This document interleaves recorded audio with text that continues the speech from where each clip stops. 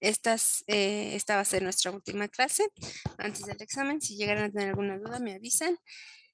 Y si no, pues bueno, el examen estará programado para la semana que sería el miércoles 19, ¿de acuerdo? Les voy a pedir que tengan buena conexión a internet y que encienda su camarita para que podamos hacerlo mucho más ágil. ¿De acuerdo? Muy bien. Bueno,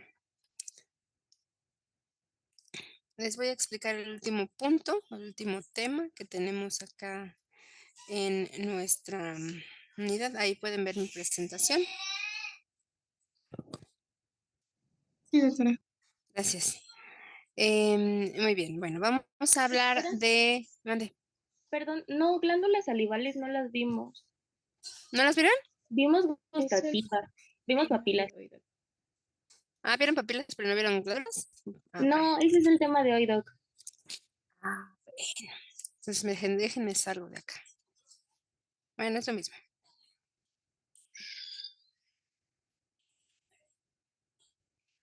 Glándulas salivales.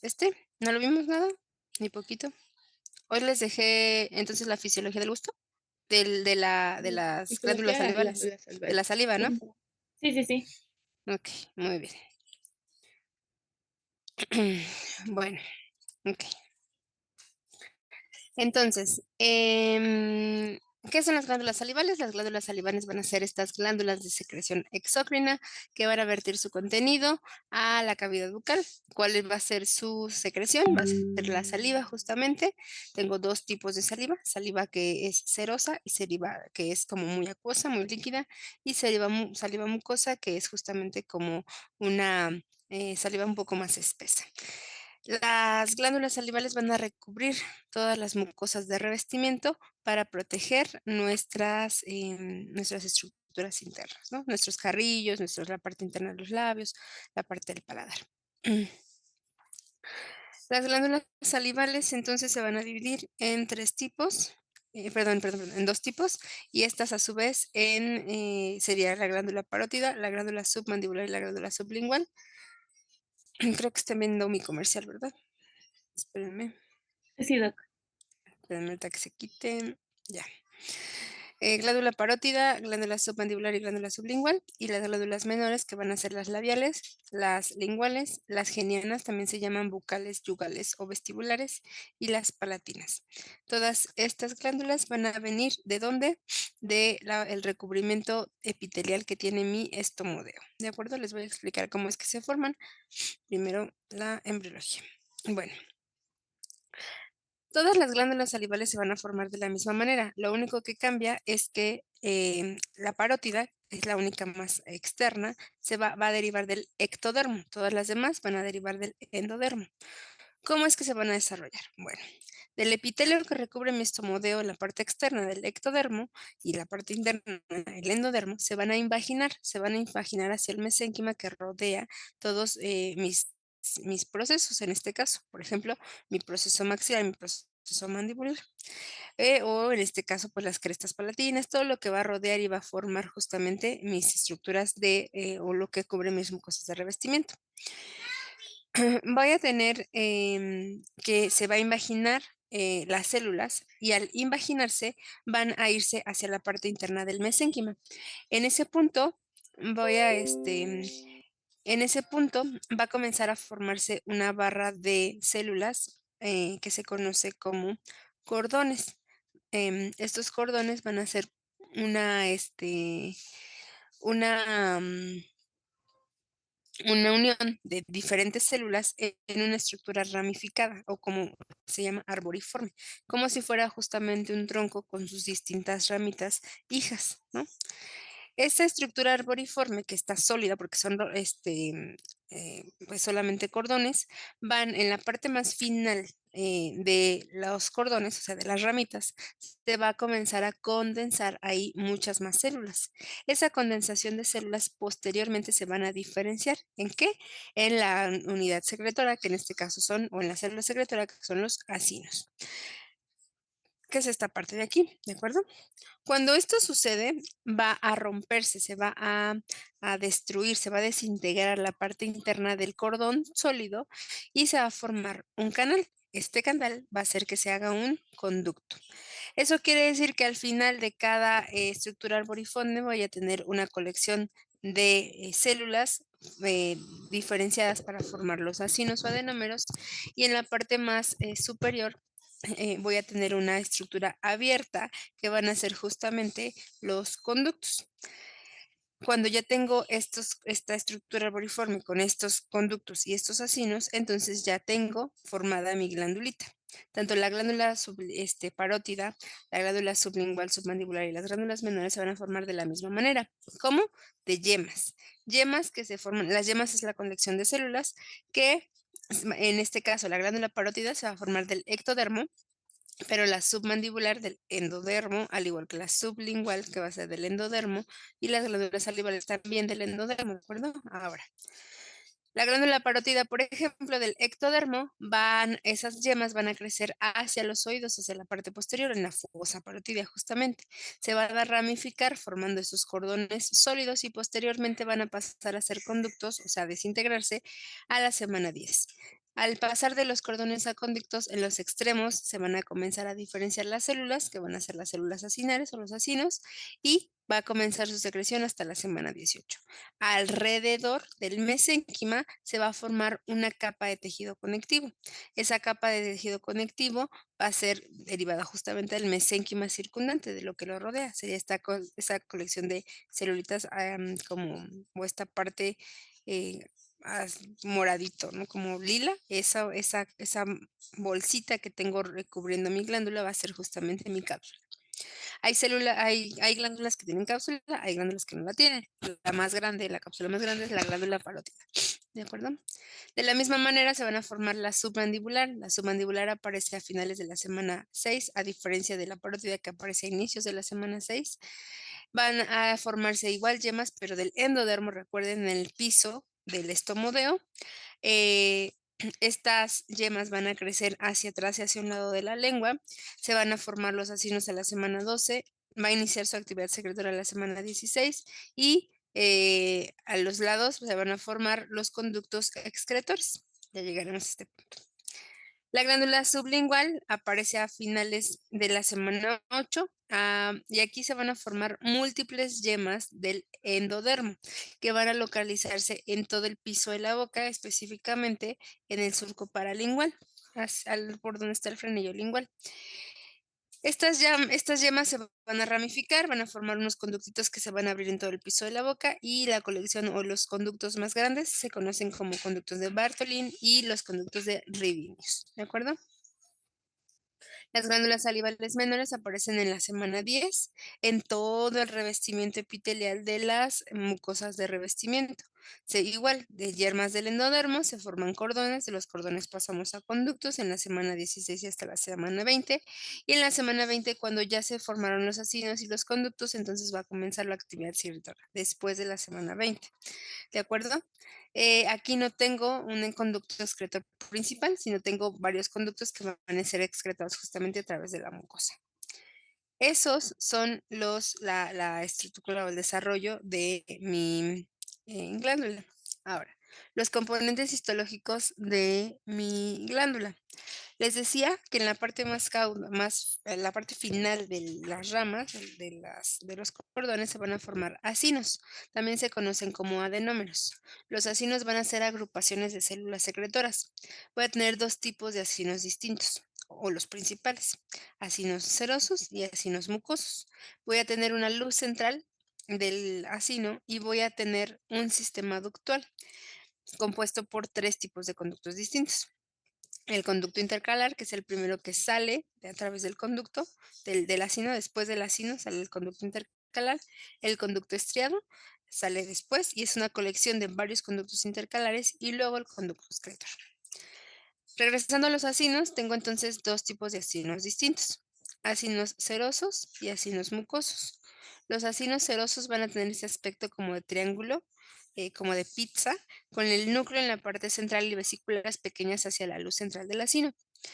Em, son células delgadas o células más aplanadas que van a tener una luz central corta. A diferencia del ácido mucoso, bueno, el ácido seroso lo que va a secretar es alfa amilasa o tialina, que va a hacer justamente la saliva mucho más acuosa. Tiene una gran cantidad de proteínas como la tialina. Y el ácido mucoso va a ser un ácido mucho más voluminoso, mucho más amplio, que tiene una gran cantidad de vesículas en su interior. Estas moraditas que tengo aquí van a ser darle este aspecto. Esas vesículas van a estar cubiertas o formadas más bien por o rellenas de mucina o mucinógeno. Primero va a ser mucinógeno, que va a ser el que va a darle lugar a la mucina. La mucina va a ser esta sustancia de la saliva que va a ayudarme a lubricar e hidratar y a retener el líquido de las mucosas para que justamente se hidraten mis mucosas, ¿de acuerdo? Mucino y esto. Además, tengo artefactos mixtos o células mixtas o acinos mixtos, donde puedo tener tanto acinos serosos como acinos mucosos, con una luz central un poco más amplia, o un acino mucoso cubierto por un acino seroso, una media luna de acino seroso. Esta media luna se llama media luna de Janussi, ¿de acuerdo? Y va a ser la que está ahí rodeando mi ácido mucoso. Por lo tanto, la secreción de este artefacto mixto va a ser una secreción seromucosa o mucoserosa, dependiendo la cantidad de células que tenga en cada uno de los ácidos. Si no, solamente es ácido seroso y ácido mucosa. Alrededor de cada uno de los acinos tengo unas células que se llaman células en cesta de Bowle o células mioepiteliales.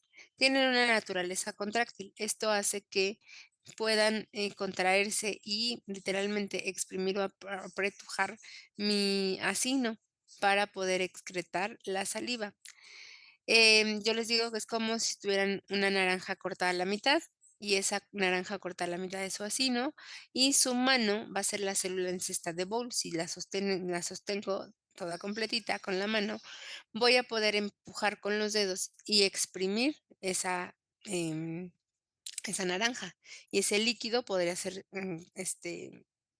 pues, diferenciado, o podríamos decir que el líquido que sale de la naranja, el jugo de naranja, va a ser lo que hace, igual va a salir la saliva, pero solamente que esta saliva va a salir a través de un conducto, ¿de acuerdo?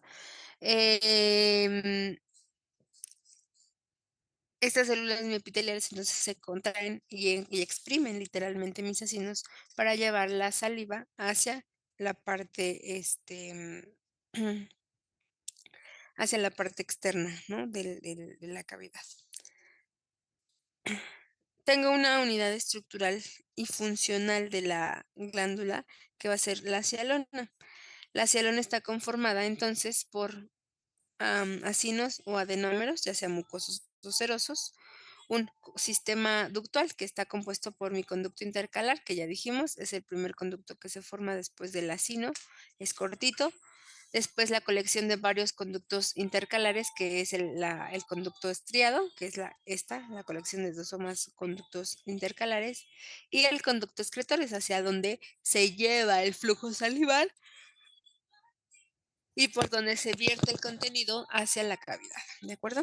Esto se llama cialona. Está cubierto por una cápsula o parénquima glandular y este parénquima va a atravesar mi nervio para, para justamente activar la secreción salival, la función o la formación de los acinos.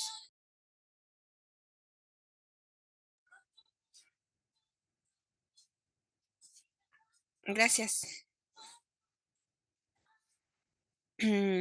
Entonces, ahora sí hablando de las glándulas salivales, mm, les voy a ir platicando justamente de las glándulas. La más grande de las glándulas va a ser la glándula parótida. La glándula parótida pesa de unos 15 a unos 30 gramos. Está ubicada en la delante del músculo esternocleidomastoideo, por delante de la rama mandibular, por arriba de la rama mandibular y por delante del músculo esternocleidomastoideo y del orificio auricular, del meato auditivo externo. Ahí está la fosa parotidia. Esta glándula parótida va a ser la más grande, va a producir entre un 20 a 30% de la saliva total y se va a liberar esa saliva a través de un conducto principal, es este verdecito que tengo aquí, que es el conducto de Stenon.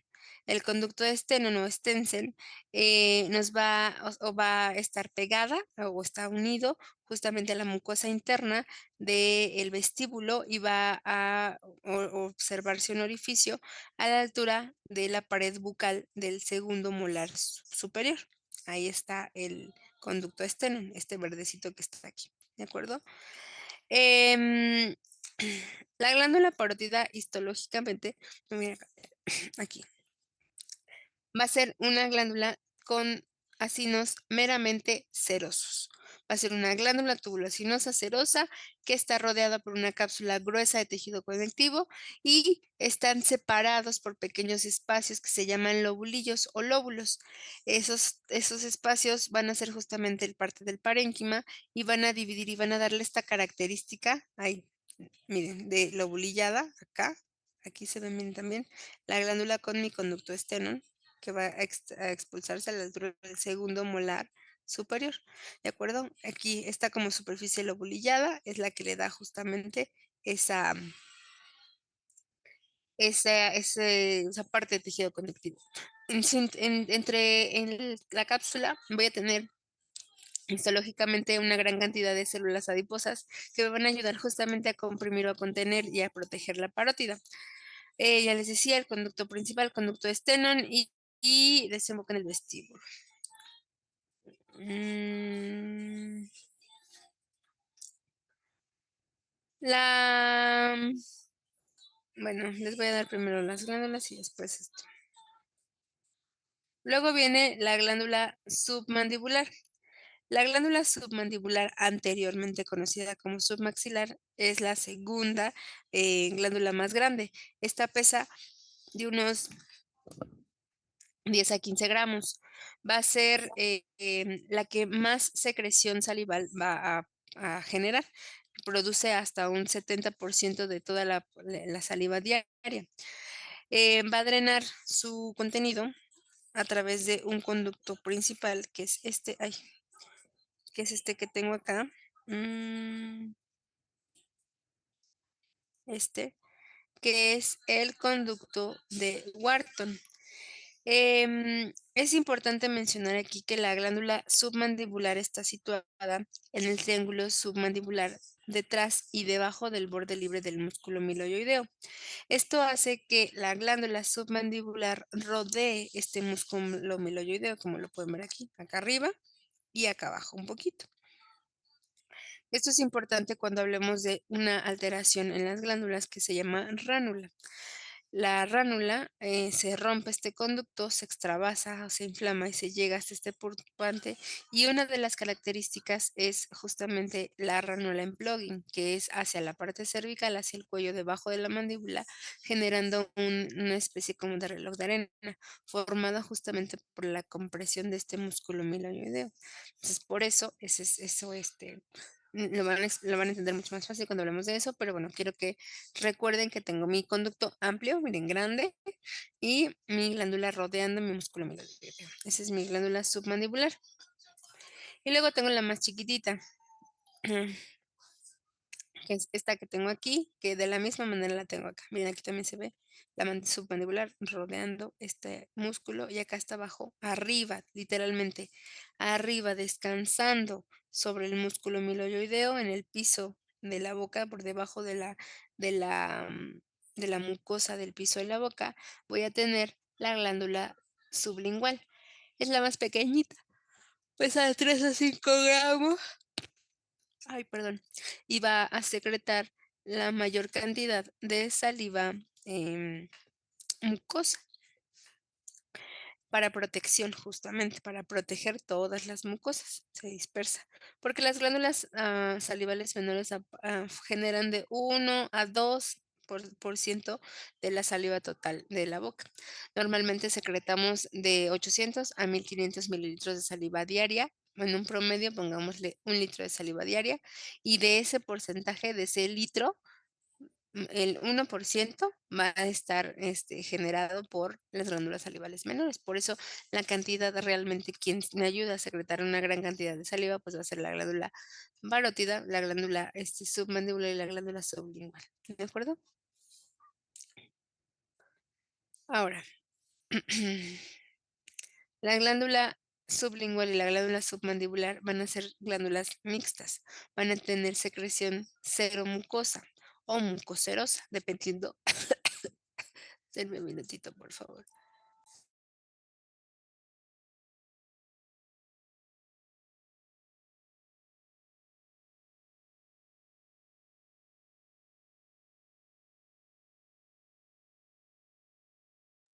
Ya. Dependiendo de la cantidad de células que tengamos de los acinos que tengamos en esta glándula. Por ejemplo, aquí se ve la parte histológica. Vean, esta moradita es la semiluna de Janussi. La glándula, la serosa, se va a teñir mucho más que la glándula mucosa, porque la glándula mucosa tiene espacios que justamente permiten que se vean mucho más bulbosas. Aquí están bien en el centro del acino seroso, ¿de acuerdo? Con su núcleo y su acino como en forma como de pizzita, ¿se acuerdan? Acá están todas los acinos serosos, pero acá arriba tengo acinos mucosos. ¿Cómo se ven? Como estos, mucho más bulbosos, más espaciados, y el núcleo no se ve. El núcleo está pegado hacia la periferia, como estábamos viendo acá en la parte inicial. Y eso es justamente por la gran cantidad de mucina. La glándula submandibular entonces tiene un predominio de células serosas de 10 a 1 por cada acino mucoso. Tiene una cápsula, tiene un estroma de tejido conectivo más delgado, tiene algunos adipocitos, distribuidos en su periferia, y tiene mi conducto principal, que es el conducto de Watson. ¿Perdón? La glándula sublingual va a ser una glándula con ausencia de adipocitos. Como pueden ver aquí, miren, aquí no se ve tan oscuro, aquí todo se ve claro, claro, claro, claro, claro, aquí, a diferencia de acá, que aquí se ven poquitas y aquí muchos oscuros, oscuros, oscuros, oscuros. ¿Ven? Bueno, estos que están aquí son todos mis acinos, mucosos. Por lo tanto, la glándula sublingual va a ser la glándula que va a secretar mucho más, secreción mucoserosa. Tengo miren, algunas semilunas de Janussi, como están aquí, generando justamente mi secreción serosa. Y va a estar con una cápsula muy poco definida, con un conducto principal estriado mucho más cortito, a diferencia del de Wharton, que es muy largo. ¿Lo ven? ¿Se acuerdan acá? Aquí está el verde, miren, aquí hay uno en verde acá. Y acá abajo está el conducto. Acá se veía más. Aquí está el conducto. De acuerdo, acá está el otro. Miren, de la glándula submandibular, cómo cruza hasta acá. ¿Lo ven? O aquí se ve, no, aquí no se ve, pero aquí sí se ve mucho, muy bien. La maxilar, submaxilar, y la de la parótida que va hacia acá. Perdón, la parótida, la submandibular hacia acá. Y el de la parótida que está acá arriba. ¿De acuerdo?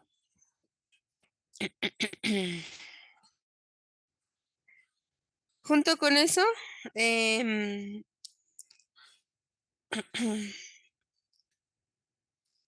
las glándulas salivales mayores y las glándulas salivales menores van a tener una, una parte similar, que es la propia secreción de las glándulas, los acinos.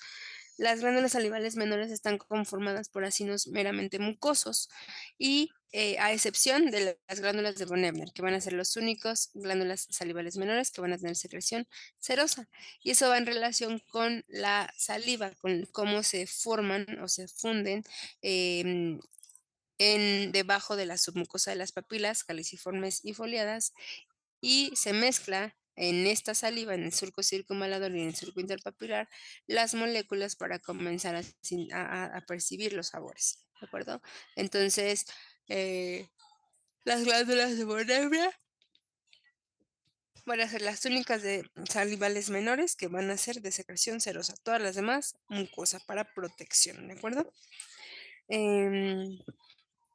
Estas no tienen una cápsula, sino más bien están en el tejido conectivo que rodea todas las superficies que están cubriendo mi mucosa de revestimiento. Tengo las glándulas labiales que vienen, están atrás en la parte mucosa de los labios. Son estas tumefacciones que se forman cuando ustedes extienden o vierten el labio y lo extienden. Van a ver estas pequeñas elevaciones. Esas elevaciones van a ser justamente las glándulas salivales. Labiales, las genianas yugales, bucales, vestibulares van a estar en el reborde de los carrillos, en la mucosa de revestimiento, acá, ¿de acuerdo? Las glándulas palatinas, que se encuentran justamente en el paladar duro, en la parte posterolateral, en el paladar blando, en los pilares palatinos. Y las linguales, que voy a tener 3 tipos. Me voy a cambiar para acá.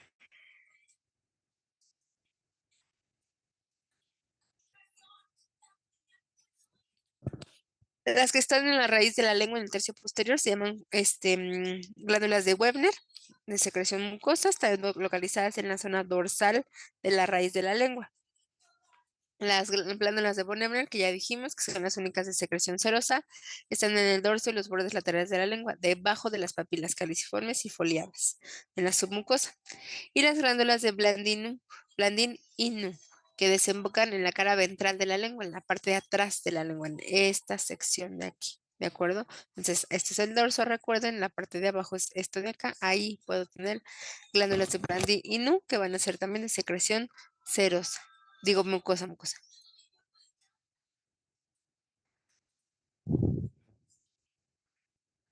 La inervación de la glándula parótida, por ejemplo, va a estar a cargo del glosofaringeo. A pesar de que el nervio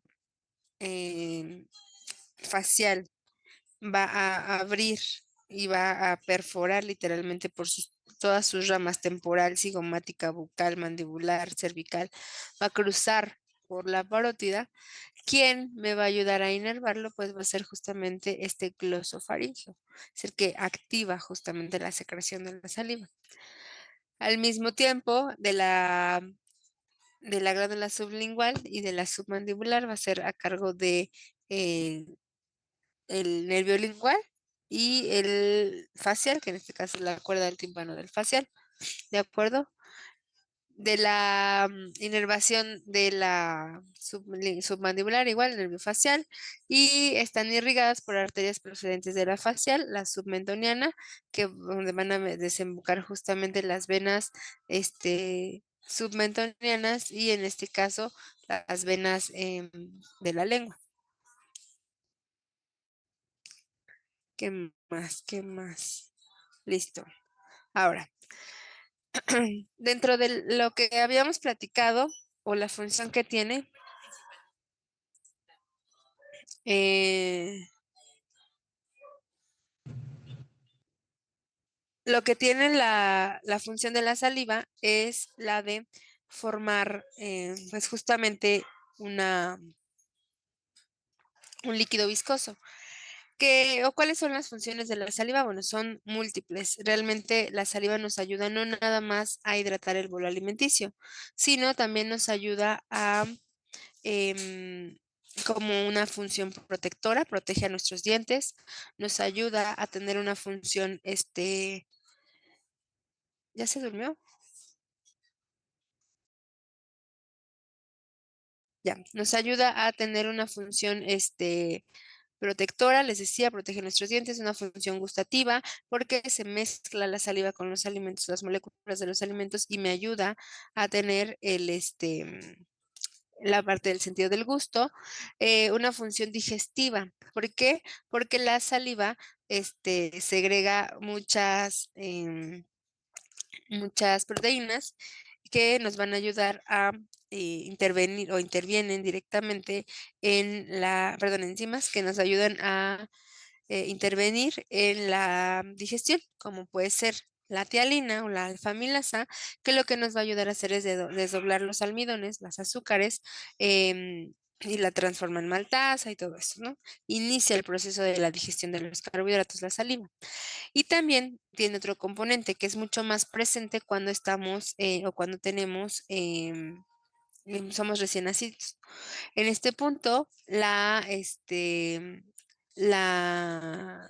se secreta también esta enzima que es alfa-amilasa, lipasa, la lipasa, salival. La lipasa lo que nos va a ayudar a hacer es a destruir o a romper las grasas que podría tener, por ejemplo, los lácteos, en este caso la leche de la mamá. Entonces también nos ayuda en este sentido digestivo. Nos ayuda también, y una de las partes importantes de la saliva es que nos ayuda a tener una función, de protección. Protección en el sentido de que nos sirve para, mm,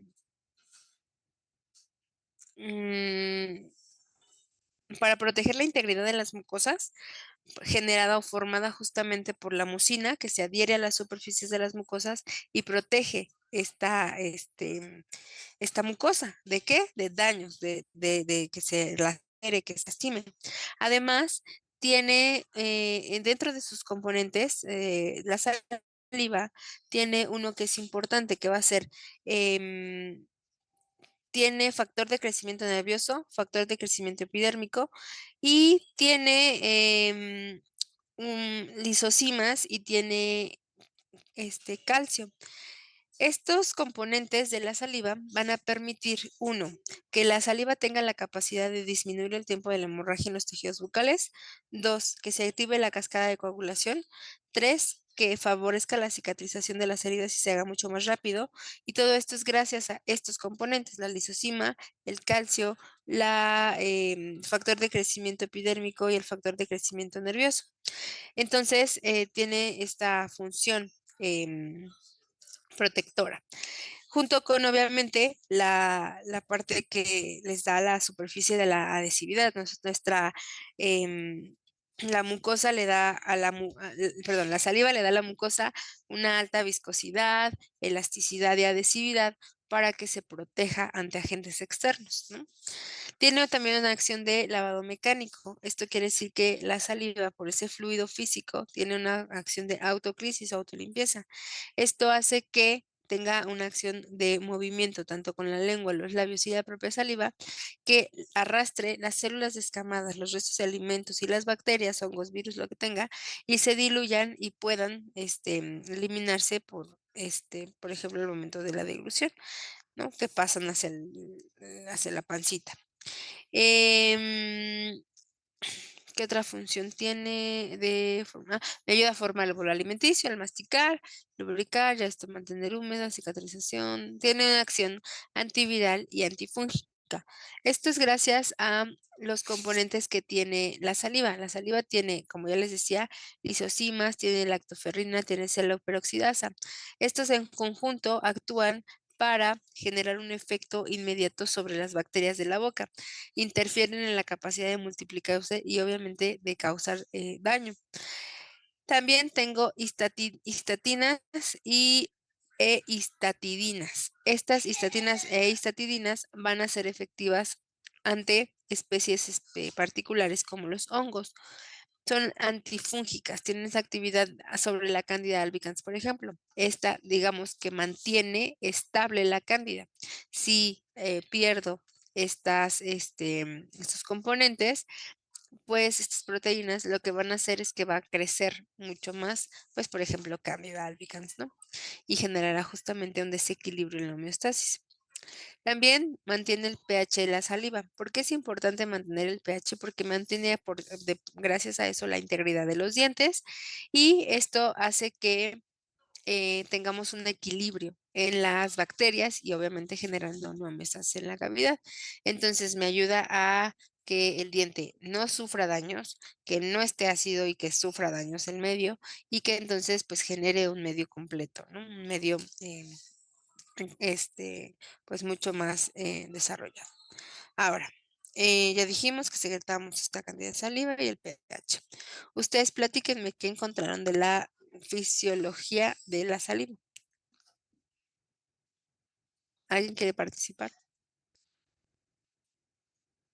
A ver, adelante, Sacet.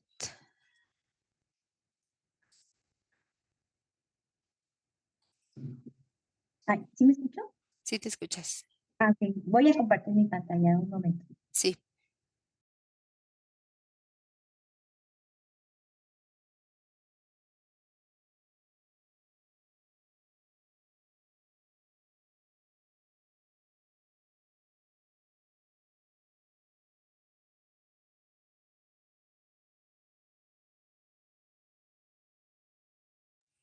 ¿Ahí se ve? Sí, sí Sí, se sí ve. se ve. Sí, Sí. ¿Sí se ve mi pantalla? Sí, sí se ve tu pantalla. sí, ya se ve. Ay, ¿ya me escucho? Ya. ¿Hola? Ah, ok. Perdón, es que no les escuchaba. Eh, bueno, yo voy a hablarles sobre la fisiología de las glándulas salivares. Primero puse qué es la saliva. La saliva es un líquido incoloro, insípido y filante. Decía que era hipotónico, tenía una viscosidad que variaba dependiendo del estado de la glándula. Encontré que se secretaba 15 mililitros de saliva bueno, por hora. Y como nos mencionó ya la doctora, que al día se secretan entre 500 y 1500 mililitros con el promedio de 1000 mililitros. También tiene un pH de entre 6.5 y 7.4. También va a estar compuesto por agua, el bicarbonato, mucina, amilasa, lisozima, lactoferrina, la inmunoglobulina A y factores de crecimiento epidérmico y nervioso. También tenemos que la saliva tiene como dos funciones, que es la función no digestiva y las funciones digestivas. Por ejemplo, las no digestivas pues son el de lubricar y proteger la mucosa faríngea o esofágica o los tejidos duros y blandos, neutralizar ácidos, permitir la fonación, participa en la remineralización del esmalte y, por ejemplo, en las digestivas tenemos la de hidratar los alimentos, la de facilitar la masticación, la de ilusión, entre otras cosas. Ahora, como ya nos mencionó la doctora, tenemos tres glándulas mayores, que son la parótida, que va a drenar al conducto de esteno, donde también encontré que se llama el conducto excretor principal a nivel del segundo molar, que es el que tenemos aquí. Su totalidad es de células serosas y también encontré que produce el 50% de la saliva, pero solamente cuando se estimula o cuando estamos como en el proceso de que necesitamos más saliva, si no mal entendí. ¿Sí estoy en lo correcto, doctora? Ok, gracias. También tenemos la submaxilar, que es a partir del conducto de Wharton, nos da el 65% de la salivación y esta va a tener acinos mucoserosos y va a dar una secreción viscosa y rica en mucina. Y por último tenemos la sublingual, que es el conducto de Walter. Bueno, tenemos los conductos excretores de Walter y también el conducto único que encontré que era el de Bartolino o Rivinus. Bueno, en la bibliografía que leí creo que los manejaban igual, pero al parecer sí son diferentes.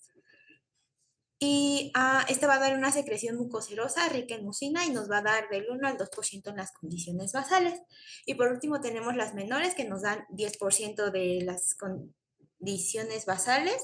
Va a lubricar la mucosa, nos va a ayudar a secretar inmunoglobulinas y estas estas van a seguir produciendo saliva incluso si no hay algún estímulo para que se produzca. Aquí ya les puse una imagen igual de cómo está la glándula salival, que ya la vimos. Y yo dividí, bueno, las dividí en dos, que son las células acinares, que van a liberar el contenido de las proteínas y moco por exocitosis. Van a secretar de forma activa el cloro, el bicarbonato, el potasio en la secreción primaria. Y también esta va a secretar la prolina, que esta es una proteína muy glucosilada. Entonces, primero, aquí tenemos que dar dos secreciones, principalmente va a ser la de proteínas, que está asociada al aumento del calcio y del AMP cíclico. Esto a través de receptores beta adrenérgicos que nos van a activar al AMP cíclico. Estos receptores beta adrenérgicos van a tener a su neurotransmisor, que es la noradrenalina, y esto va a ser estimulado, va a ser el estimulador más potente de la secreción de la amilasa. También la noradrenalina más el ATP liberado van a activar un receptor que se llama P2X7, que es un canal selectivo de cationes ligados dependientes, que nos va a permitir que el calcio penetre en la membrana pues, de la célula sinal, y esto va a provocar que aumente el calcio intracelular y nos va a dar la secreción de la saliva. También tenemos los receptores alfa-adrenérgicos de la sustancia P y los muscarínicos, que van a activar vías de señalización del calcio, que nos van a producir la activación de PLC dependiente de proteína G. Y esto va a inducir al MP y la síntesis de TAG. El IP3 va a liberar calcio intracelular y va a estimular a la proteína C sinasa y a la calmodulina sinasa, y el DAG va a activar directamente a si no estoy mal, era a la proteína C sinasa. Y después, como forma secundaria, bueno, como excreción secundaria, vamos a tener la de los líquidos y de los electrolitos, que van a representar el 90% del total del volumen salival. Y esto va a depender de un trabajo en conjunto, ya sea de la captación de cloro de forma vasolateral a través de los cotransportes de sodio, potasio y cloro, y de las bombas de sodio y potasio y los canales de potasio vasolaterales. Su secreción es estimulada por aferencias colinérgicas y alfa-adrenérgicas y por canales apicales de calcio y vasolaterales de potasio, que son las dianas efectoras de las vías de señalización del calcio. También vamos a tener las vías activadoras fisiológicas importantes en su secreción regulada, que van a ser vías colinérgicas y adrenérgicas, que son los principales agonistas van a ser la acetilcolina a través del receptor muscarínico M3 y la noradrenalina. Ambos van a ser liberados de las terminaciones nerviosas postganglionares y parasimpáticas y simpáticas. Y el receptor de la noradrenalina van a ser receptores adrenérgicos alfa y beta. Y también tenemos otros receptores, como pueden ser para la sustancia P, que es el NK1, el BIP, los antagonistas purinérgicos, que es el P2X7, entre otros. También vamos a tener a las células ductuales, que estas van a modificar la composición primaria de la saliva. Van a producir un fluido hipotónico que va a ser pobre en sodio y cloro y va a ser rico en bicarbonato. Vamos a tener a los conductos intercalados, que van a transportar la saliva fuera de los acinos y van a ayudar a que no haya un reflujo retrógrado. También tenemos a las células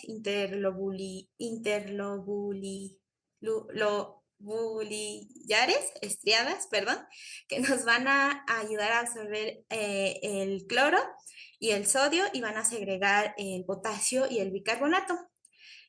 También va a procesar las proteínas de tres formas a través de las va a segregar a la luz, las va a segregar a la sangre o van a ser reabsorbidas en la luz celular. También va a sintetizar receptores poliméricos de la inmunoglobulina A y componentes secretores que facilitan la liberación de la inmunoglobulina A apical. Entonces tiene, como les mencioné, como dos principales funciones. Primero, la de reabsorción del sodio y del cloro. Primero, el sodio va a penetrar por no recuerdo el nombre, por el ENA-C, y después una bomba de sodio-potasio vasolateral va a eliminarlo, y esto va a hacer que aumente el sodio intracelular y va a proporcionar la inhibición de este NAC. Y del cloro va primero a entrar por la membrana apical a través del intercambiador de cloro, bicarbonato y el CFTR, y después va a salir por la membrana vasolateral por medio de los canales de cloro rectificadores de entrado, también llamados SIC2. Y su función secretora, tenemos la del bicarbonato, que van a participar los intercambiadores apicales del cloro y bicarbonato y SFTR, así como los transportadores vasolaterales de sodio y bicarbonato. Y del potasio va a ser la captación vasolateral del potasio, de la bomba sodio-potasio, y decía que aún se desconoce el mecanismo de salida de este. Y aquí ya nada más les puse como que cómo se estimula la secreción de la saliva. Vamos a tener que, ¿cómo lo veo? Vamos a tener que, el gusto y los estímulos táctiles van a ser estímulos excitatorios, así como la vista y el olfato. Entonces, esto va a provocar, bueno, esto va a hacer que lleguen a los núcleos salivales del tronco encefálico y vamos a tener dos tipos de fibras, que son las preganglionares y las posganglionares. Vamos a tener que las preganglionares de dos tipos, unas que discurren en el nervio craneal 7 o también llamado facial, va a pasar por el ganglio submandibular y van a tener una estimulación a través de la acetilcolina y pues van a llegar a la glándula sublingual y a la submaxilar, ¿sí?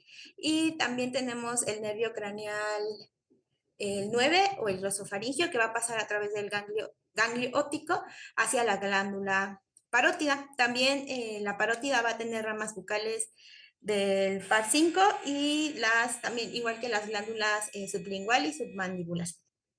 También vamos a tener vías descendentes. Esta va a ser el lado simpático y estas vías descendentes van a atravesar el ganglio cervical superior y van a llegar hasta la gran glándula parótida y la submandibular. Y por último, anexé algo que me pareció muy curioso, que es el síndrome de Sjögren. No sé si está bien pronunciado. Esto es una enfermedad autoinmune progresiva y crónica, donde se van a crear anticuerpos antiglándulas salivales y antilágrimas, bueno, anti la glándula lagrimal. Encontré que es más frecuente en las mujeres y hay dos tipos, que es la primaria, donde solamente va a afectar como tal a las glándulas, o secundaria como una enfermedad autoinmune previa, por ejemplo, la artritis reumatoide. En su clínica decía que va a haber seroftalmia y queratoconjuntivitis seca principalmente, pero también puede haber alteraciones del gusto, dificultad masticatoria, sensación de quemazón en la boca o dificultad para hablar de forma continua. Y a la exploración física vamos a encontrar una mucosa dental seca y eritematosa, con úlceras superficiales, un aumento de tamaño de la parótida y alteraciones dentales. Y eso sería todo de mi parte. Gracias. Muy bien, gracias. Creo que estuvo muy completo, un poco enredado en un punto, pero bueno, espero que sí lo hayan comprendido. Gracias, Aset. ¿Alguien más quiere participar? Tengo algunas manitas levantadas. Tengo a Tania, a Sí, doctora. Gladys y Sakura. ¿Les parece si en ese orden podemos participar? Sí, doctora. Gracias. Ya no me lleguen, bueno, ya no me traigan toda la parte de las generalidades. Eso vamos a omitirlo, vamos a platicar cómo se forma la saliva, ¿no?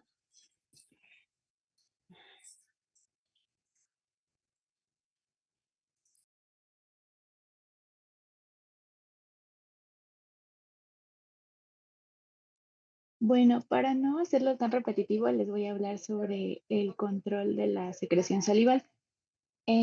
Está bajito. En el control de la secreción salival van a participar tanto el sistema parasimpático como la vía simpática. Y en este, pues por su parte, el parasimpático como neurotransmisores va a emplear a la acetilcolina y a la sustancia P. ¿Le puedes subir tantito, Sofía, por favor, a la tablita? Ahí. Gracias. Y van a tener receptores muscarínicos y van a tener una vía de señalización a partir del calcio.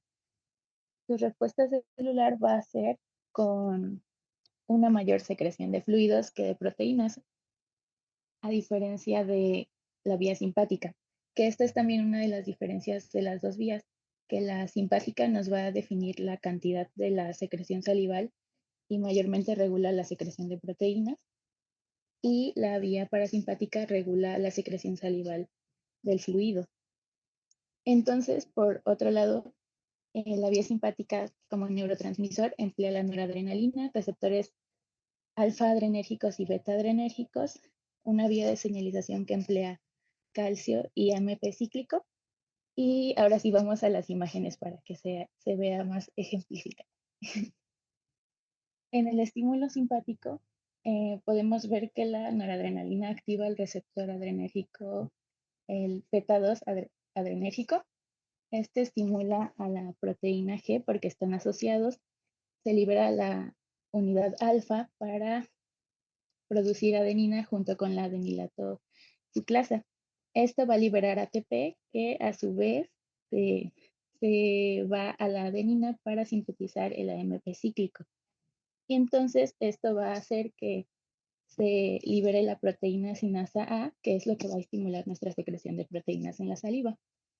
Y por otro lado, en la vía parasimpática tenemos a la acetilcolina, que activa al receptor de acetilcolina, que igual está asociado a las proteínas G. Se libera su unidad alfa y este va a estimular va a actuar junto con la fosfolipasa C para estimular al inositol fosfato, libera DAC, y después este IP2 va al reservorio de calcio, donde pues va a producir la liberación de este para ya posteriormente generar la secreción de los fluidos y los electrolitos, que es lo que les comentaba, es la diferencia entre ambos estímulos, que, que como dice arriba la tablita, pues actúan ambos, solo que a diferente magnitud y dependiendo de lo que se necesite. También aparte de estos mecanismos, vamos a tener otros estímulos que pueden producir la secreción salival, como el estímulo cefálico, que es la presencia de los alimentos en la cavidad bucal.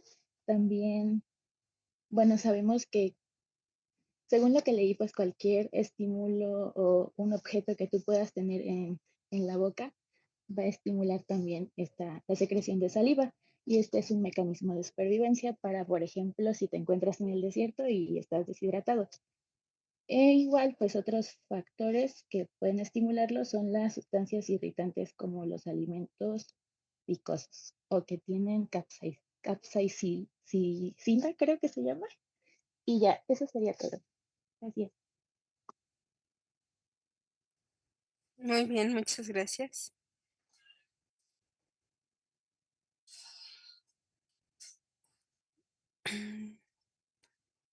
¿Fue Talía?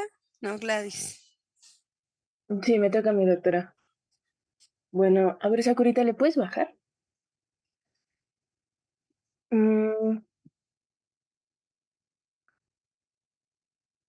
Bueno, ¿cómo se forma? Se va a formar a partir de las glándulas acinares. Las glándulas acinares lo que hacen es liberar un líquido isotónico con agua, electrolitos y enzima. Y las células ductales lo que hacen es modificación de esta solución, formando una solución hipotónica por la reabsorción de sodio y cloro y la secreción de potasio y bicarbonato. ¿Le puedes bajar, porfis? En su regulación tenemos una regulación parasimpática y una regulación simpática.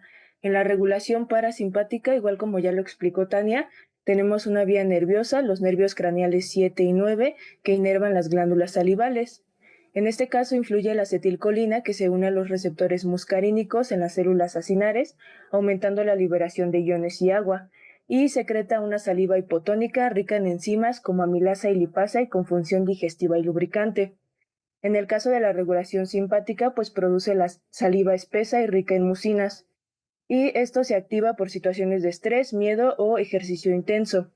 La vía nerviosa pues estimula el ganglio cervical superior, genera una secreción de noradrenalina que actúa sobre los receptores adrenérgicos alfa 1 y beta 1, y la saliva va a ser más densa, viscosa y con mayor contenido de proteínas y mucina, pero menor cantidad de agua.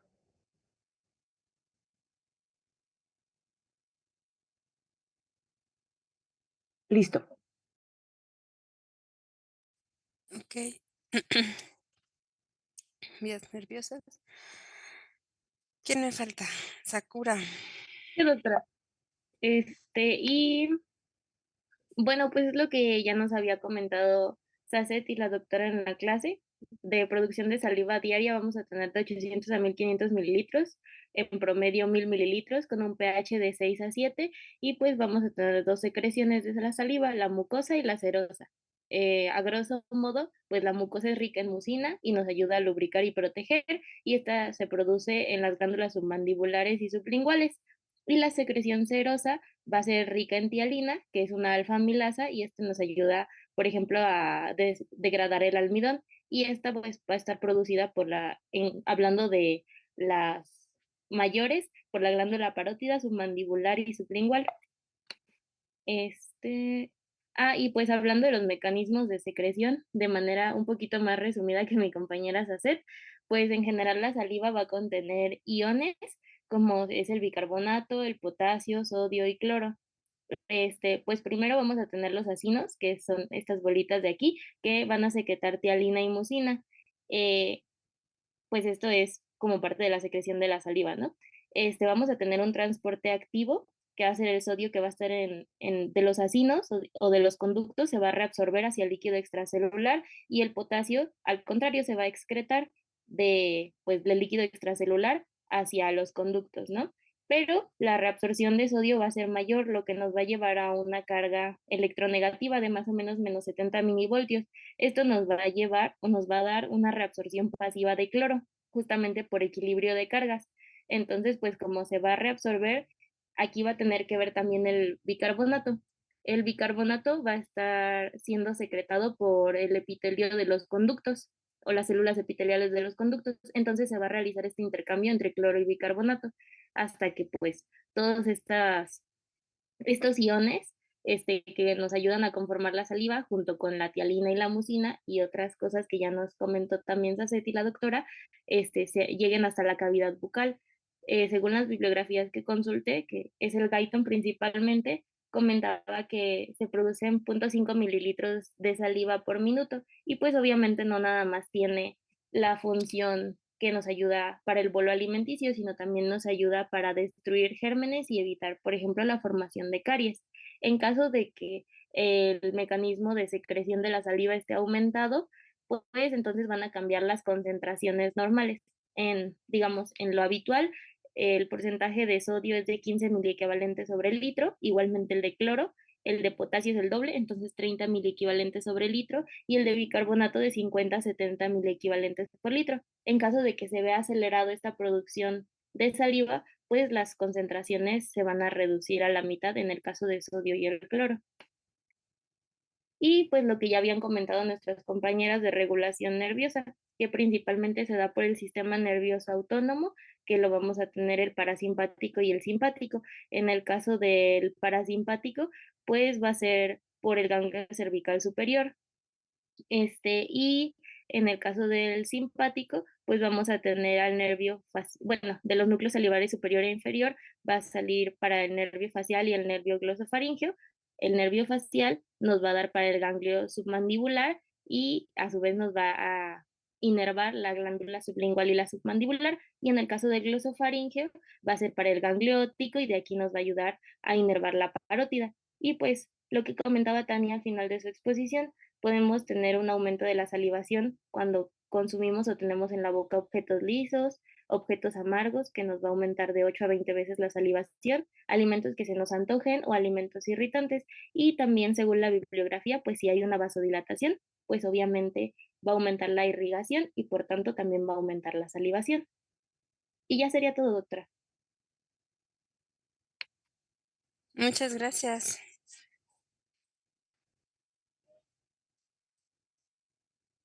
Muy bien, bueno, pues quedó más que claro, ¿no? Todas nos dieron una cátedra de cómo se reproduce la saliva. Recuerden, secreción primaria, secreción secundaria, que se estimula por las dos vías, sistema nervioso simpático y parasimpático. Recuerden que nos activa la saliva mucho más aguada, más acuosa, y otro nos activa la secreción mucho más mucosa para protección. Ya vimos las funciones, entonces realmente creo que está más que claro. No sé si alguno de ustedes tenga alguna duda. Según yo está más que claro, pero bueno, aquí estoy para resolver sus dudas. Si no tienen ninguna duda, voy a continuar con el tema, ¿vale? ¿Dudas? No, doctora, todo claro. Gracias. Perfecto. Bueno, entonces esto ya nos lo explicaron sus compañeras. Esto también. Esto también. Ok, va. Ahora sí.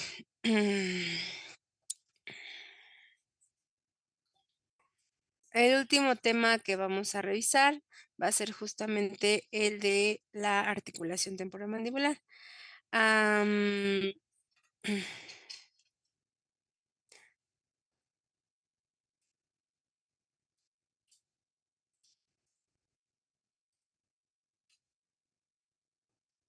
Espérenme.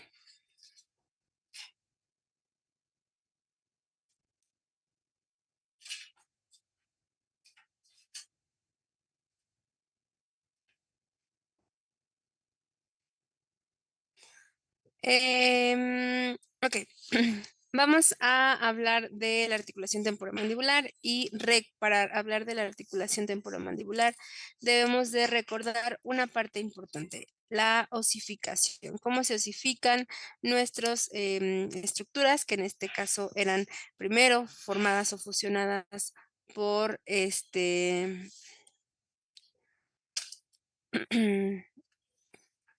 porque pues gracias a la osificación vamos a poder describir y recordar una parte importante. Bueno, recuerden que en la cara tenemos pues nuestras estructuras que derivan de nuestros arcos faríngeos, y la cara va a estar conformada por 14 huesos propios de la cara, que van a ser los que la mayoría se van a derivar a partir de los arcos faríngeos. Los huesos nasales, cigomáticos o malares, lagrimales, los cornetes nasales inferiores, los huesos palatinos, el vómer, obviamente maxilar y la mandíbula van a ser los 14 huesos que conforman mi cara.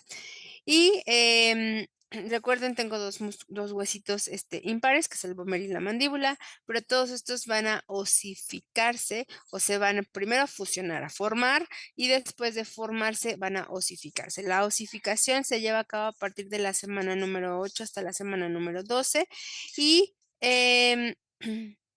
va a conformarse justamente formando tejido óseo, ¿no? La osteogénesis del tejido óseo se inicia, recuerden, a partir de las células osteoprogenitoras derivadas de las células ectomesenquimáticas, que cuando son estimuladas por distintos factores, específicamente o dentro de ellos la proteína morfogenética ósea, se transforman en osteoblastos, y estos osteoblastos van a ser células que van a comenzar a sintetizar la matriz ósea.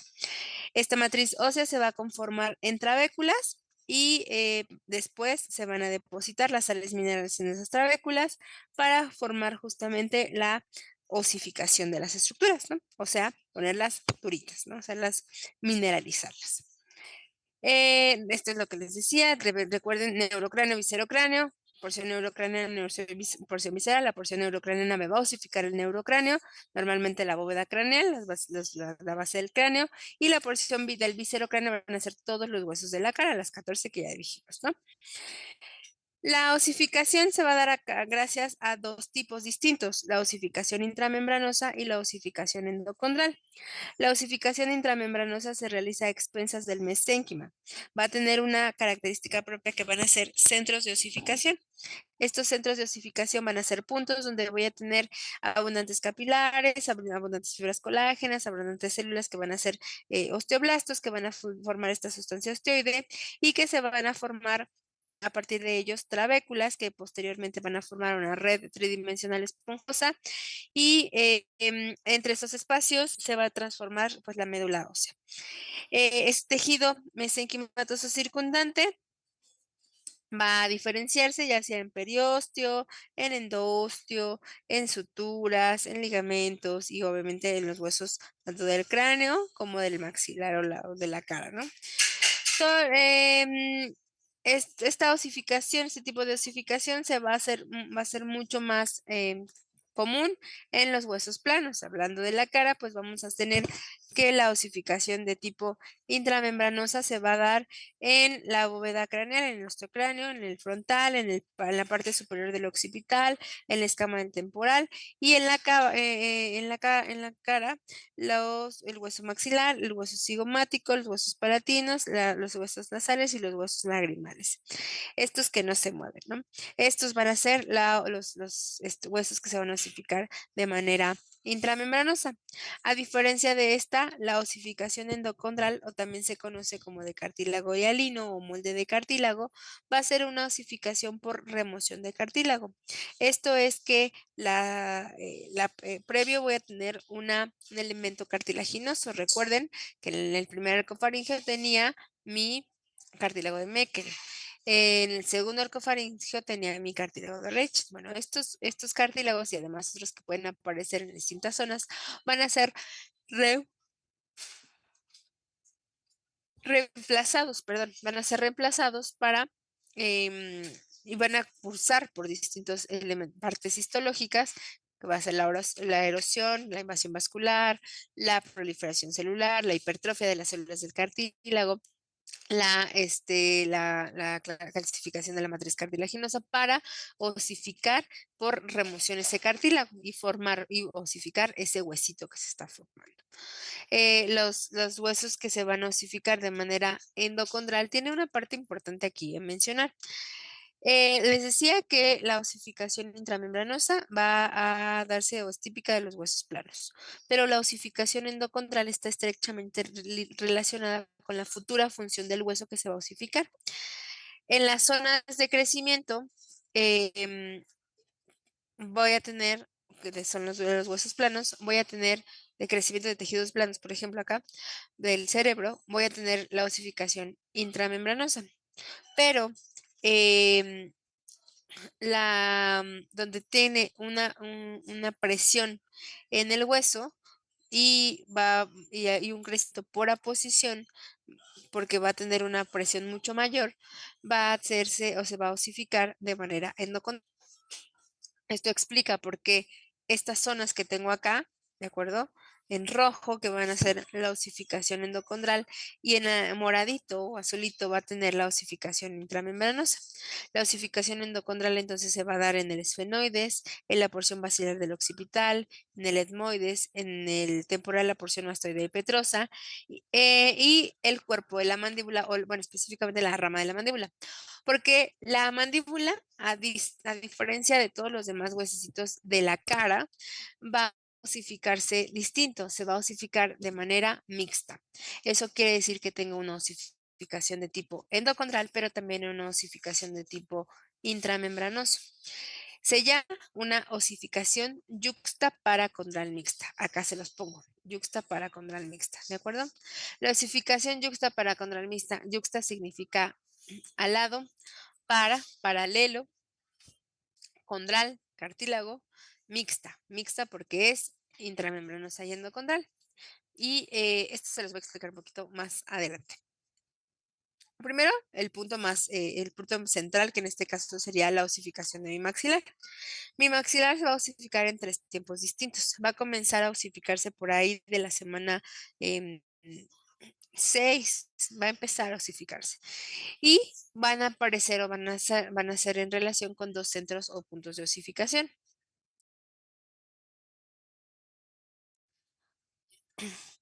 Los 2 centros de osificación van a ser una línea imaginaria que va a cruzar justamente mi maxilar en 2 puntos o en 2 secciones.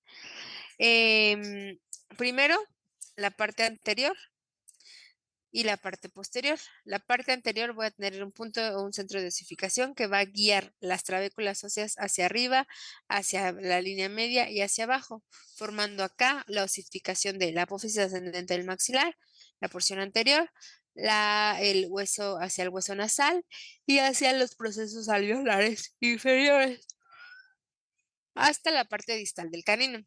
De ahí, este centro de osificación se llama premaxilar y el centro postmaxilar se va a dividir las trabéculas en 4 direcciones distintas, hacia adelante y hacia arriba para formar la apófisis posterior ascendente del maxilar, hacia arriba en horizontal para formar el ala o el piso de la órbita, hacia atrás para formar la apófisis ascendente del cigomático y hacia abajo para formar el proceso alveolar de los molares y en este caso pueden ser los premolares, los rebordes alveolares que están acá en amarillito en la mandíbula. Acá también se van a ver en amarillito más abajo, más adelante. Esa es la parte más sencilla. Y recuerden, la osificación interna, la que va a ayudarme a formar el hueso palatino, se va a dar a partir de la fusión de ambos paladares, de paladar primario y paladar secundario, que se da entre la semana 11 y la semana 12. A esta altura, a la altura de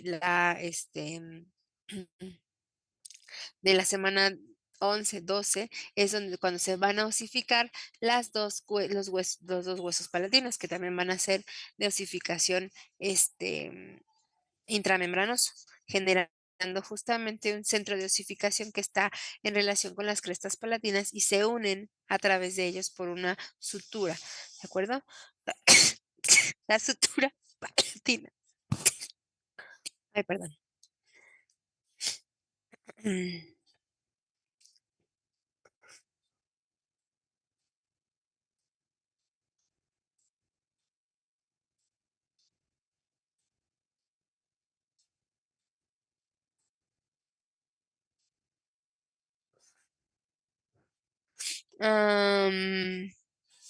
Luego, la osificación de la mandíbula. Esta sí es un tantito más complicada. La osificación de la mandíbula va a ser en 2 sentidos. Uno, primero les tengo que explicar la osificación intramembranosa, que está a cargo de un punto o un centro de osificación que se llama centro de osificación mentoniano, que está justamente en la convergencia o en la bifurcación más bien del nervio dentario inferior, que se divide justamente hacia la rama mentoniana y la rama incisiva. En esa bifurcación voy a tener mi primer centro de osificación, tanto del lado derecho como del lado izquierdo de los dos procesos. Arriba, en naranjita, tengo, como salmón, tengo el cartílago de Meckel. Y está perforado el cartílago de Meckel y está atravesado por ese nervio dentario inferior. Va a atravesarse el nervio dentario inferior y va a ir bajando hasta formar justamente la rama mentoniana y la rama incisiva. En ese espacio tengo mi centro de osificación marcado en azulito. Este centro de osificación, ya dijimos, tiene abundantes capilares, tiene abundantes células y van a ir comenzando a generar trabéculas de hueso esponjoso hacia los costados, formando justamente hueso alado, paralelo, al lado del cartílago. Recuerden, yuxta significa al lado, paralelo, condrocartílago. Esta osificación va a comenzar entre la semana 6, aproximadamente semana 7, y comienza en esta bifurcación, en este espacio mentoniano, en este centro de osificación mentoniano. ¿Cómo se forma? Se forma un anillo alrededor, un anillo de hueso alrededor de ese nervio mentoniano. Y luego las trabéculas se van a extender hacia atrás y hacia adelante, llevándolas hacia los costados del cartílago de Meckel. Quien inicia esta expresión de como centro de osificación es la parte ventral del cartílago de Meckel. Está influenciada por los factores de crecimiento de tejido conectivo, el factor de crecimiento fibroblástico y el factor de crecimiento transformante beta. Los puse acá arriba. Estos de acá. Estos lo que hacen es que dan la señalización que genera el inicio de la osificación de tipo intramembranoso de la mandíbula. Recuerden que la parte anterior del cartílago de Meckel, recuerden que el cartílago de Meckel se va a dividir en 3 porciones: la porción anterior, la porción intermedia y la porción posterior. La porción anterior me ayudaba a servir, me servía justamente como guía de osificación de la mandíbula. Esto que estoy haciendo ahorita, estoy guiando la osificación de la mandíbula. La porción intermedia me iba a ayudar a formar el ligamento esfenomandibular. Y la parte posterior me iba a ayudar a formar los oídos del oído medio, el yunque y el martillo. La parte anterior, entonces, va a confirmar o formar un pequeño cartílago que se va a formar en la parte anterior. Este cartílago va a conocerse como cartílago sinficiario. Y ese cartílago sinficiario va a ser la que justamente va a iniciar la formación o inducir la formación de nuevos cartílagos en los costados de la mandíbula. Van a ser 4 cartílagos en los costados de la mandíbula: cartílago coronoideo, cartílago condilar, cartílago angular y cartílago sinficiario. De la parte distal del cartílago de Meckel, se forma el cartílago condilar. Este cartílago condilar es el que va a comenzar a ayudarme a desarrollar mi articulación temporomandibular. Al inicio, el hueso del oído medio, yunque y el martillo van a fungir como una articulación primitiva, pero a partir de la semana 12 aproximadamente, a partir de la semana 8 hasta la semana 12, que se enfrentan estos dos cartílagos, van a formar esa articulación, pues propiamente dicha, esa articulación temporomandibular. Entonces, de este cartílago condilar van a aparecer una colección de células en la parte final. Se conocen como blastemas. Es lo mismo que yemas, es lo mismo que colección de células. Este blastema se va a dividir en 2 partes, una superior y una inferior. Me voy a ir para acá. Acá está. Esto pasa en este punto, aquí. Esta es la parte del cóndilo. Esta es la parte del cartílago condilar, ¿de acuerdo? Ahora, el blastema condilar me va a ayudar a formar el cartílago condilar, la porción inferior del disco articular y la cápsula articular. El blastema que se forma en la parte más superior se llama blastema glenoideo y se va a llamar o se va a formar la eminencia articular, la región posterior superior del disco articular y la porción superior de la cápsula. Y el tejido ectomesenquimático, que va a formar una cavidad supra e infradiscal entre los dos entre el disco articular que se está formando de la parte superior y de la parte inferior del blastema, tanto condilar como glenoideo. Así es como comienza a formarse la articulación temporomandibular, ¿de acuerdo? Ahorita está como muy con información como más complicada, pero lo vamos a aterrizar un poquito más adelante. Entonces, punto o cuerpo de la mandíbula se osifican de manera intramembranosa, 4 cartílagos en los costados que van a osificarse de manera endocondral por la propia función de esta zona del hueso. En todos estos cartílagos, coronoideo, sínfisis del mentión, angular y condilar, se van a insertar los músculos. Aquí hablaremos justamente de los músculos que se insertan, que son los músculos de la masticación y los músculos, por ejemplo, de la lengua en este punto, en la sínfisis del mentión, en la parte interna de la processus geni de la mandíbula. Llegando a este punto, pues bueno, ahora sí hablaremos de la articulación temporomandibular. La articulación temporomandibular va a ser una articulación de tipo bicondílea, de tipo de artrosis con y glimo-artroideal compleja. Es una articulación, está formada por el cóndilo de la mandíbula y el cóndilo del temporal, por eso es bicondilia.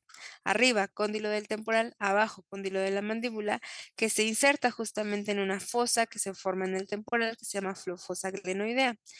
¿Cuál es la función de la articulación temporomandibular? Me ayuda a hacer todas las funciones que tiene mi cavidad. Recuerden, la mandíbula es el único hueso móvil de la cara y se tiene que mover para que la cavidad pues entre en función. Por ejemplo, hablar, deglutir, masticar, comer, bueno, masticar es lo mismo, cantar, ¿no? Tocar algún instrumento de viento. Para todo eso necesito que la cavidad se abra y para abrirla necesito que se involucre esta articulación que no forma parte de mi cavidad bucal, pero que entra dentro de la parte de la boca porque me ayuda a abrir y cerrar mi boca, ¿de acuerdo? Entonces entra dentro de la parte de la cavidad. Les decía, es una articulación bicondílea, cóndilo temporal, cóndilo de la mandíbula, de tipo de artrosis y glínglimo-artroideal compleja. Ustedes ya saben cuál es la articulación de tipo de artrosis, pero no saben cuál es la glínglimo-artroideal compleja. Glínglimo significa apertura en el plano sagital. Abrimos y cerramos. La abertura bucal normal, o sea, nosotros abrimos normalmente por una distancia de 45 a 50 milímetros de espacio. Cualquier limitación va a hacer que en el plano sagital podamos restringir esa apertura. Clinglimoide significa apertura en bisagra en el plano sagital, o sea, abrimos y cerramos. Pero también es compleja. ¿Por qué? Porque la articulación temporomandibular, o sea, la mandíbula se puede mover en diferentes direcciones. Puede hacer movimientos de lateralidad hacia un costado y hacia el otro, 0.5 milímetros.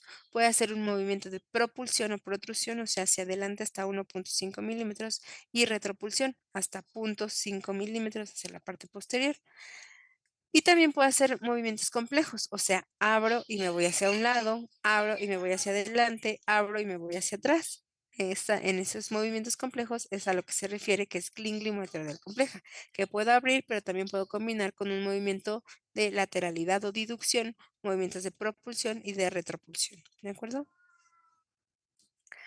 En la articulación temporomandibular, o también llamado complejo temporomandibular, ¿por qué complejo? Porque no nada más son las superficies articulares las que se centran en la articulación, sino también se involucran músculos, obviamente los huesos que van a guiar esos movimientos, que en este caso son las superficies articulares, y los ligamentos que van a limitar esos movimientos, van a fungir o van a tener una función sumamente importante para que no se desaloje el cóndilo de la mandíbula, en este caso, de la fosa glenoidea, ¿de acuerdo?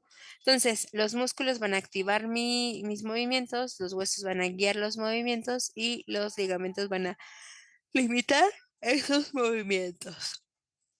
Los componentes de la articulación temporomandibular, además de los músculos y los ligamentos, van a ser las superficies articulares, que son los cóndilos de la mandíbula y del temporal, la cavidad del temporal, la cavidad glenoidea o fosa glenoidea, la membrana sinovial que sintetiza o secreta un líquido sinovial, el disco articular y los ligamentos que ya habíamos dicho, tanto extrínsecos como intrínsecos. La mandíbula va a formar entonces en la parte superior un cartílago, un cartílago condilar que posteriormente me va a formar el cóndilo de la mandíbula. El cóndilo va a ser esta eminencia de forma ovoidal o elipsoidal con el eje mayor dirigido hacia atrás, hacia adentro y que va a estar unida a la rama de la mandíbula por esa apófisis condilar, por ese pequeño espacio que también se conoce como cuello de la mandíbula. Y el temporal que está formando justamente este cóndilo del temporal que forma la raíz transversa de la apófisis cigomática que está limitada por la parte de adelante que es cóncava, vean, ya que está convexa, cóncava acá en la parte de atrás, perdón, y convexa en la parte de adelante.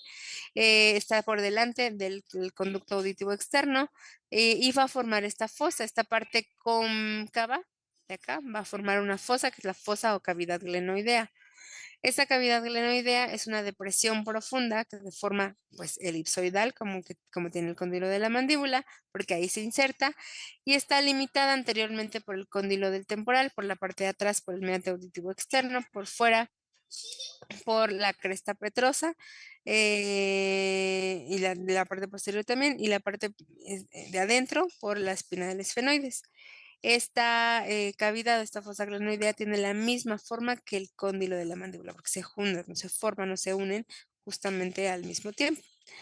Las superficies van a estar cubiertas por una membrana, que es la membrana sinovial, que es tejido conectivo denso, con 2 milímetros de espesor y que van a secretar el líquido sinovial, que va a tener células dendríticas, células secretoras como ácido hialurónico, leucina, mucina y 20% de macrófagos. Este líquido sinovial es un ultrafiltrado del plasma de color amarillo claro, que la función será producir ese líquido para hidratar o limpiar y mantener estable el entorno de las superficies articulares, específicamente los condrocitos, a partir de estas células del simbiotelio. Tengo además una estructura de acople entre estas dos superficies duras, que va a ser el disco articular. El disco articular tiene un tamaño en periferia de 23 milímetros y en altura de 14 milímetros aproximadamente, o sea, de largo y de ancho.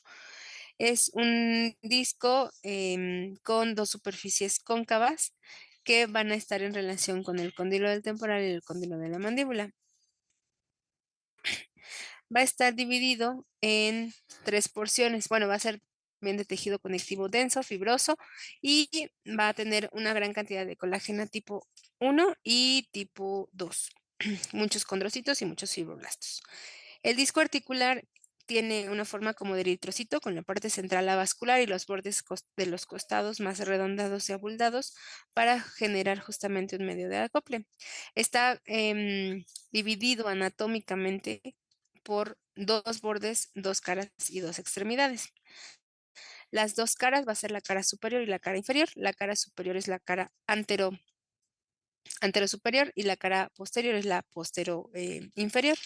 Estas 2 cavidades o concavidades van a tener relación justamente con el cóndilo del temporal y con el cóndilo de la mandíbula.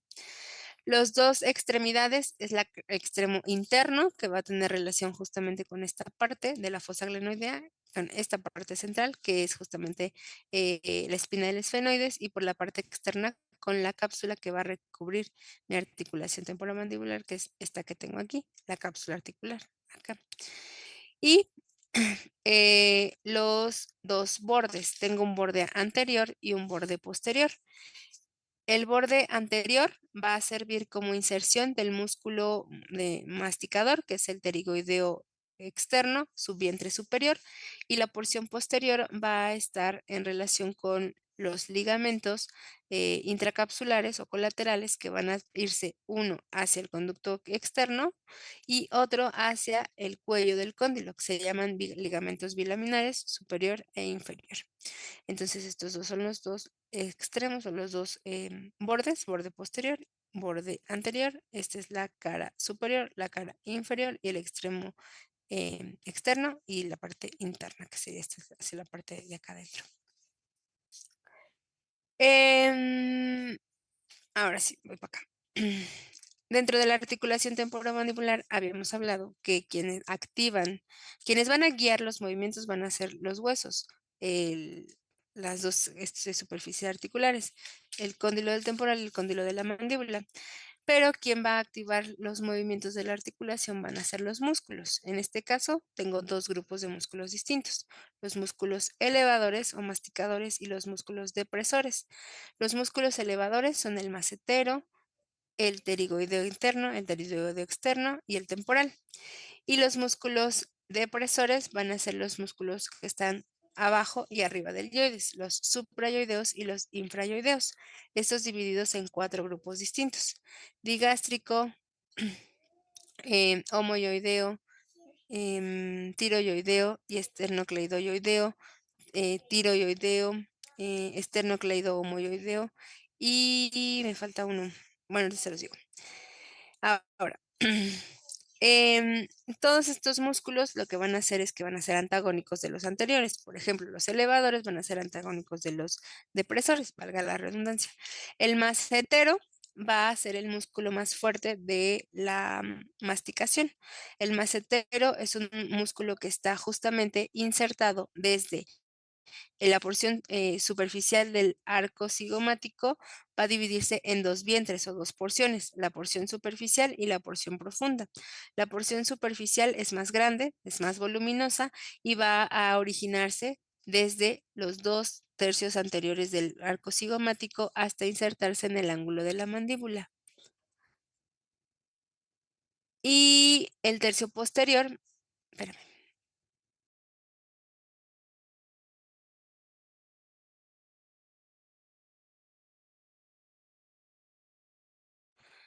Y el tercio posterior está originado también de la parte posterior del arco cigomático y se va a insertar también en la tuberosidad masseterina de la mandíbula, en el ángulo de la mandíbula. Ahora, ¿por qué les digo esto? Recuerden, o por qué les dije lo anterior de la osificación. Recuerden que habíamos dicho que, acá me voy a regresar, esto.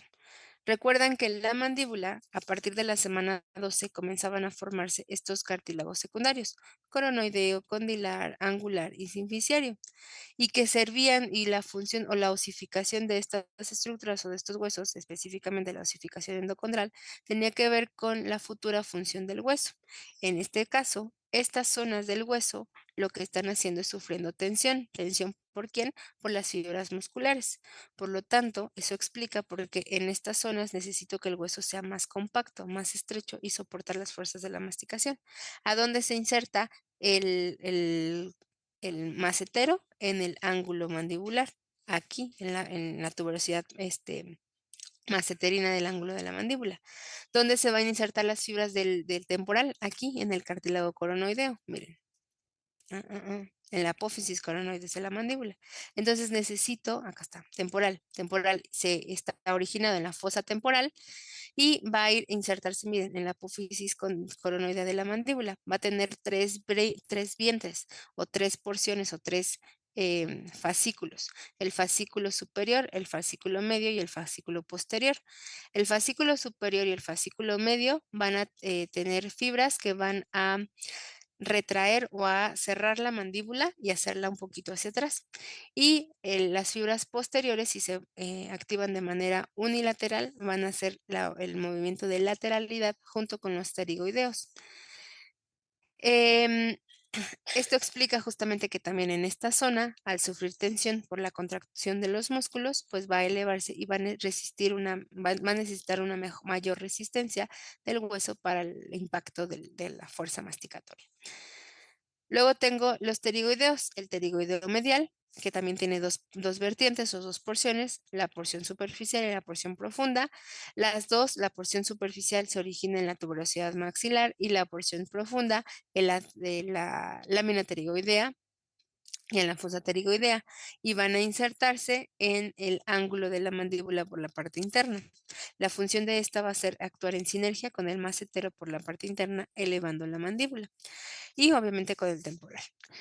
Y luego el más importante para la articulación temporomandibular, que va a ser el músculo pterigoideo lateral o externo.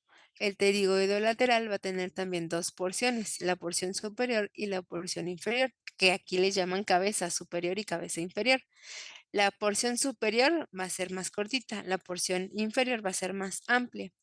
La porción superior se va a originar en el ala mayor del esfenoides y se va a insertar, aquí dice, en la articulación temporomandibular, siendo mucho más específicos.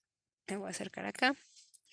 Aquí se va a insertar en el borde anterior del disco articular, miren acá está, el vientre superior del músculo pterigoideo externo. Y la porción inferior del músculo pterigoideo externo se va a insertar en el cuello del cóndilo o apófisis condilar. ¿De acuerdo? Aquí, en esta parte. Eso quiere decir que el pterigoideo externo o pterigoideo lateral tiene una función directa con los movimientos mandibulares. ¿Por qué? Porque cuando se contraen los, no, hasta el viernes, cuando los dos músculos se contraen, la apertura bucal y la elevación va a hacer que se acompañe músculo acompaña el disco articular y el disco articular acompaña el cuello del cóndilo. Eso quiere decir que se van a mover en conjunción. Aquí les puse un video, pero no sé por qué no se ve. Entonces, bueno, esto explica cómo se va moviendo el cóndilo hacia la parte de adelante. ¿De acuerdo? ¿Por qué? ¿O gracias a quién? Gracias a ese pterígodo externo, ¿no? No sé. Y la función de este pterígodo externo es que va a protruir la mandíbula, va a elevar la mandíbula y va a hacer movimientos de lateralidad, porque justamente mueve el disco y el cuello del cóndilo a sus diferentes direcciones. ¿De acuerdo? Y luego tengo los músculos suprayoideos e infrayoideos. Decía que los suprayoideos son el digástrico, el estiloyoideo, el miloyoideo y el geneyoideo. Y los infrayoideos, el esternocleidoyoideo, el esternotiroyoideo, el homoyoideo y el tiroyoideo.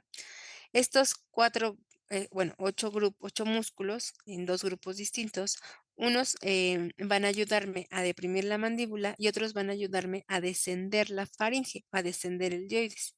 Los músculos suprayoideos, que es el digástrico, esternoyoideo, geneyoideo y miloyoideo, van a elevar el yoides. Al elevar el yoides, se jala la mandíbula hacia abajo, a diferencia de los músculos infrayoideos, que van a deprimir el yoides. Al deprimir el yoides, desciende la faringe y podemos hacer la deglución, ¿de acuerdo? Los que contribuyen mucho más al descenso de la mandíbula y que forman parte de los músculos de la boca va a ser el digástrico, los suprayoideos, que va a ser el digástrico, el esternoyoideo, el miloyoideo y el genoyoideo. El genioideo justamente va a originarse en la apófisis geni de la mandíbula, en la parte interna de la sínfisis del mentón, y va a llegar hacia el cuerpo del yoides. La función de este es que baja el hueso yoides y baja la mandíbula. Perdón, eleva el hueso yoides y baja la mandíbula. El miloyoideo va a formar todo el piso de la boca. Es un músculo aplanado, largo, cuadrangular, y va a formar una línea en la mandíbula que es donde se va a originar, en la línea miloyoideo, y van a llegar justamente hacia el yoides. Recuerden que en todos estos miloyoideo, línea miloyoidea, yoideo se origina en la línea miloyoidea, se inserta en el cuerpo del yoides. Y la función es igual, elevar el yoides y bajar, y bajar la lengüita un poquito. Luego tengo el estiloyoideo, perdón. El estiloyoideo, este va a originarse en la apófisis estiloides y va a llegar hasta el asta menor del hueso yoides. La función de esto también es elevar el hueso yoides y bajar la mandíbula. Y el digástrico con sus dos vientres. El vientre anterior se origina justamente en la, en la parte de la mandíbula, en la zona anterior de la mandíbula, y va a llegar a insertarse en un tendón intermedio. El tendón intermedio es un tendón que se forma en la parte superior del hueso yoides. De ahí ahí se inserta y después de ahí llega de ese tendón intermedio en la parte posterior hacia la fosa digástrica de la mandíbula. Entonces ahí va a llegar, termina entonces sobre el tendón intermedio. Entonces una llega de la apófisis mastoidea del temporal al tendón intermedio y otra de la fosa digástrica de la mandíbula hacia el tendón intermedio. La función es elevar el yoides en los dos puntos y bajar la mandíbula, solamente que uno también me ayuda a extender la cabeza hacia la parte posterior. ¿De acuerdo? Esas serán las funciones de los músculos suprayoideos.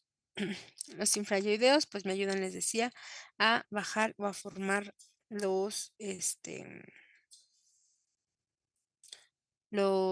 a bajar el yoides y a favorecer justamente la circulación del cuello en la inspiración, a descender la laringe y a permitir la deglución.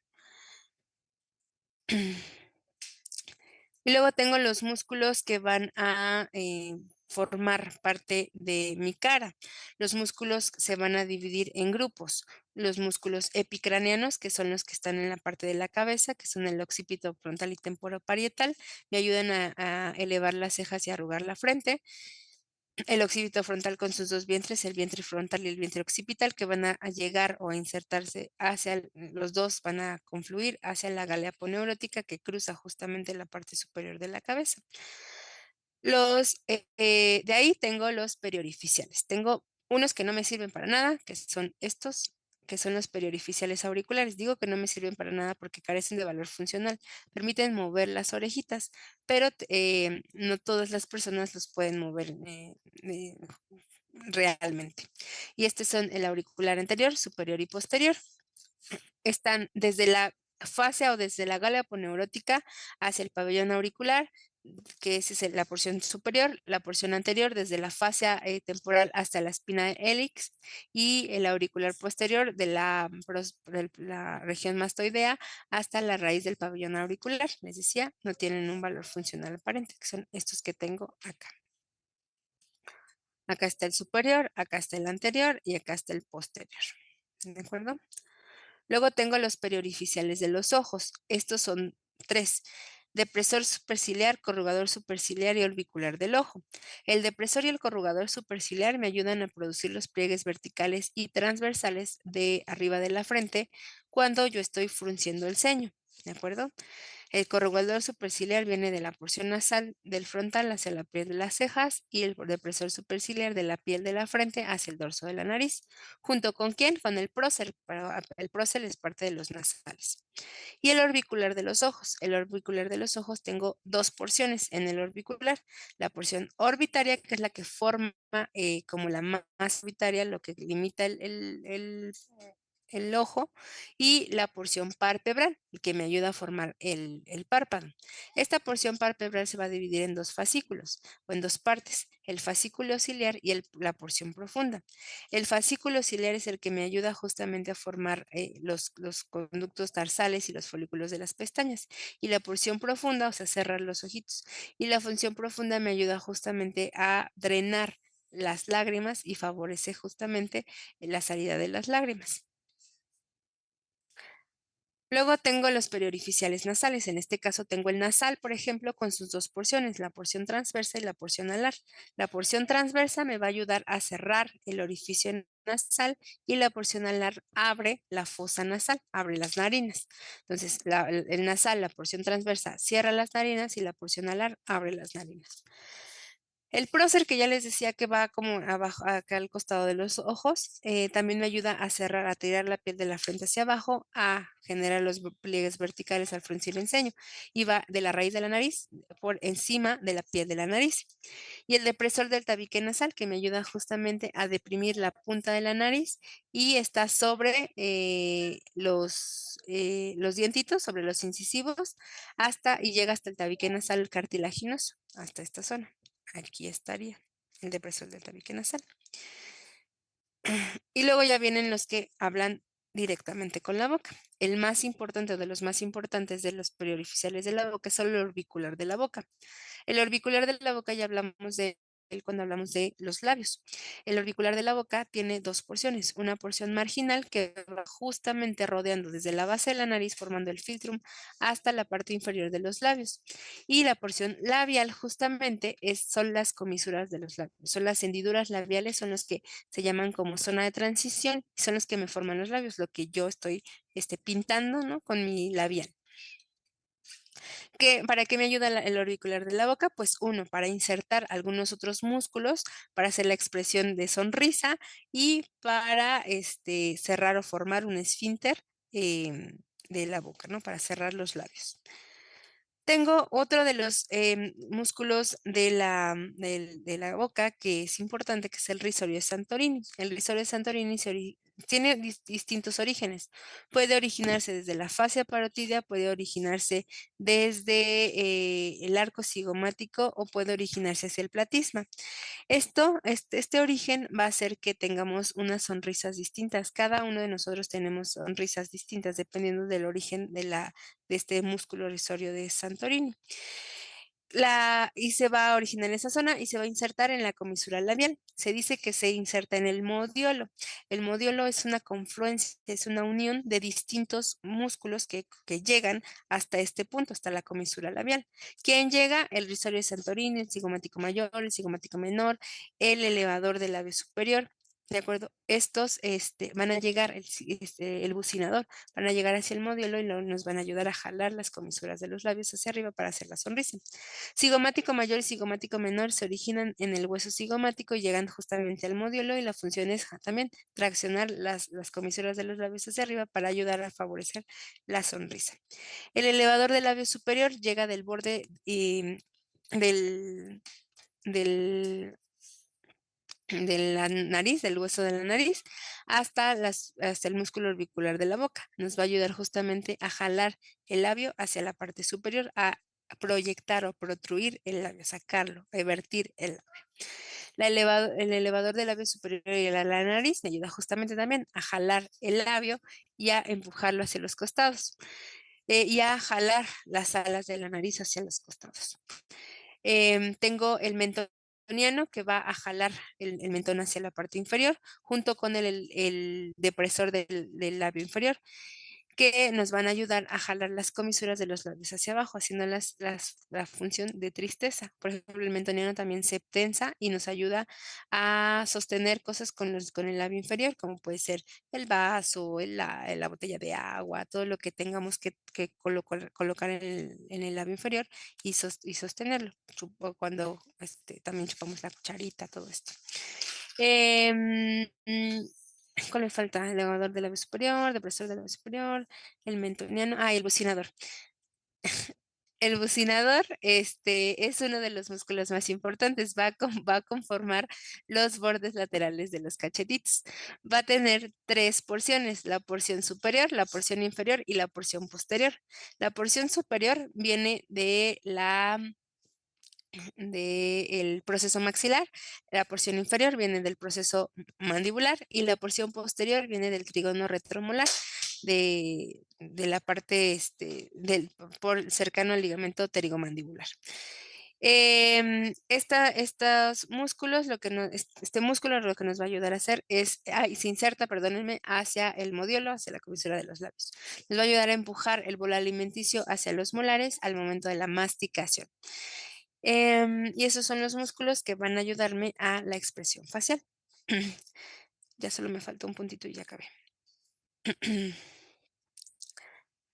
Y el último punto, después de los músculos y de los huesos, van a ser los ligamentos. Voy a tener 2 tipos de ligamentos diferentes: los ligamentos extrínsecos y los ligamentos intrínsecos, o principales y accesorios.